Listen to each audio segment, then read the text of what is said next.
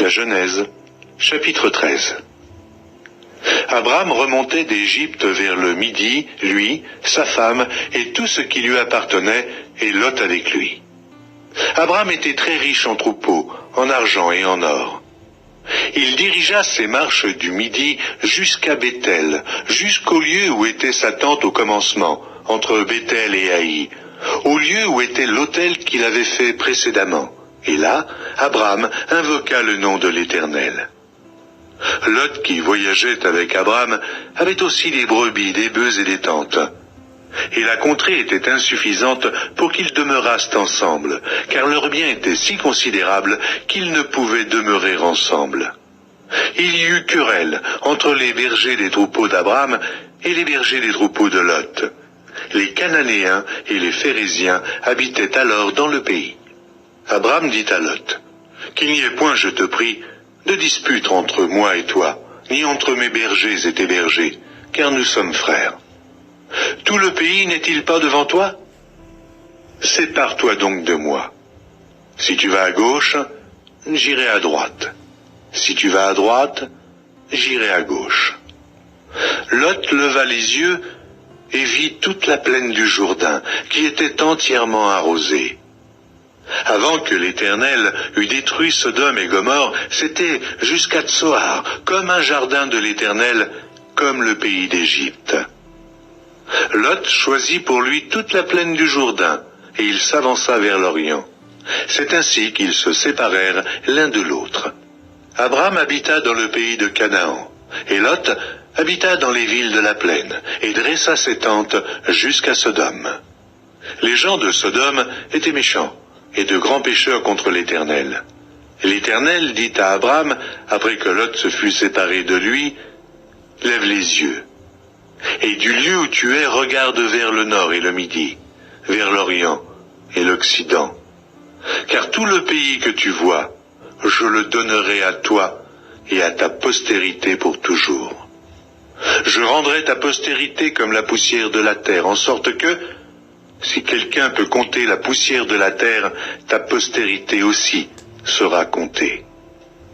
Lève-toi, parcours le pays dans sa longueur et dans sa largeur, car je te le donnerai. » Abraham leva ses tentes et vint habiter parmi les chênes de Mamré, qui sont près d'Hébron. Et il bâtit là un autel à l'Éternel. La Genèse, chapitre 14. Dans le temps d'Amraphel, roi de Shinéar, d'Arjoc, roi d'Élazar, de Kerdolaomer, roi d'Élam, et de Tidéal, roi de Gojim. Il arriva qu'ils firent la guerre à Béra, roi de Sodome, à Birsha, roi de Gomorrhe, à Shinéad, roi d'Adma, à Sheméhéber, roi de Tseboïm, et au roi de Béla, qui est Tsoar. Ces derniers s'assemblèrent dans la vallée de Sidim, qui est la mer Salée. Pendant 12 ans, ils avaient été soumis à Kerdolaomer, et la 13e année, ils s'étaient révoltés. Mais la 14e année, Kerdolaomer et les rois qui étaient avec lui se mirent en marche, et ils bâtirent les Réphaïm à Ashtaroth, Kernaïm, les Uzim à Ham, les Émim à Chavé, Kirjataïm, et les Oriens de leur montagne de Séhir, jusqu'aux chênes de Paran, qui est près du désert.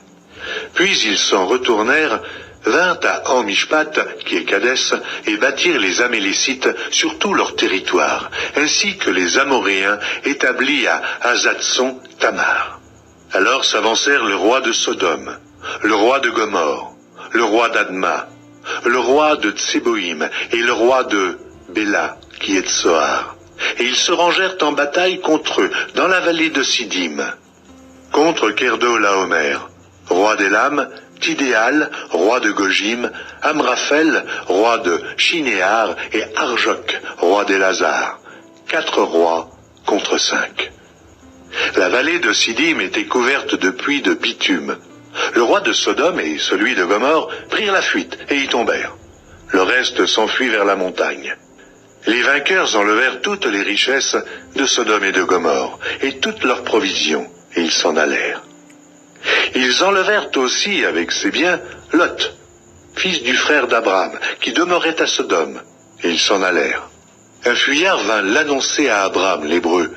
Celui-ci habitait parmi les chênes de Mamré, l'Amoréen, frère d'Eshcol et frère d'Aner, qui avait fait alliance avec Abram. Dès qu'Abram eut appris que son frère avait été fait prisonnier, il arma 318 de ses plus braves serviteurs, nés dans sa maison, et il poursuivit les rois jusqu'à Dan. Il divisa sa troupe pour les attaquer de nuit, lui et ses serviteurs. Il les battit et les poursuivit jusqu'à Shoba, qui est à la gauche de Damas. Il ramena toutes les richesses. Il ramena aussi Lot, son frère, avec ses biens, ainsi que les femmes et le peuple. Après qu'Abram fut revenu vainqueur de Kedorlaomer et des rois qui étaient avec lui, le roi de Sodome sortit à sa rencontre dans la vallée de Chavé, qui est la vallée du roi. Melchisédek, roi de Salem, fit apporter du pain et du vin. Il était sacrificateur du Dieu Très-Haut. Il bénit Abram et dit: « Béni soit Abram par le Dieu Très-Haut, maître du ciel et de la terre. Béni soit le Dieu Très-Haut qui a livré tes ennemis entre tes mains. » Et Abram lui donna la dîme de tout.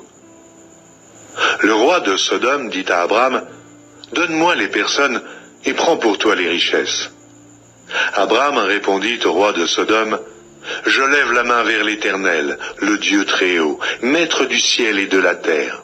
Je ne prendrai rien de tout ce qui est à toi, pas même un fil, ni un cordon de soulier, afin que tu ne dises pas: j'ai enrichi Abram, rien pour moi. Seulement ce qu'ont mangé les jeunes gens, et la part des hommes qui ont marché avec moi, Aner, Eshcol et Mamré, eux, ils prendront leur part. »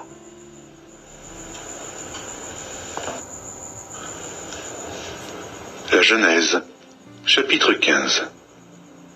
Après ces événements, la parole de l'Éternel fut adressée à Abram dans une vision, et il dit: « Abram, ne crains point, je suis ton bouclier, et ta récompense sera très grande. » Abram répondit: « Seigneur Éternel, que me donneras-tu?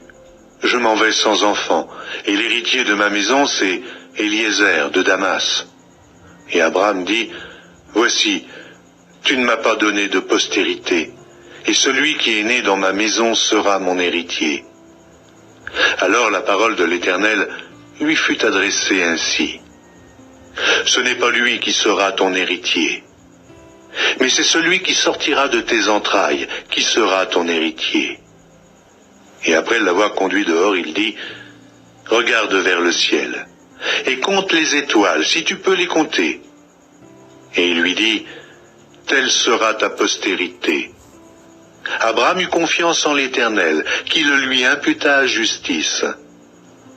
L'Éternel lui dit encore: « Je suis l'Éternel, qui t'ai fait sortir d'Ur en Chaldée pour te donner en possession ce pays. » Abram répondit: « Seigneur Éternel, à quoi connaîtrais-je que je le posséderais? » Et l'Éternel lui dit: « Prends une génisse de 3 ans, une chèvre de 3 ans, un bélier de 3 ans, une tourterelle et une jeune colombe. » Abram prit tous ces animaux, les coupa par le milieu et mit chaque morceau l'un vis-à-vis de l'autre.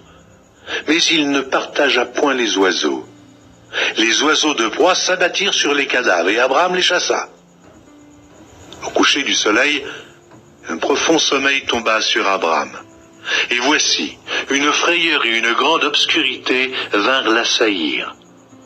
Et l'Éternel dit à Abram: « Sache que tes descendants seront étrangers dans un pays qui ne sera point à eux. Ils y seront asservis, et on les opprimera pendant 400 ans.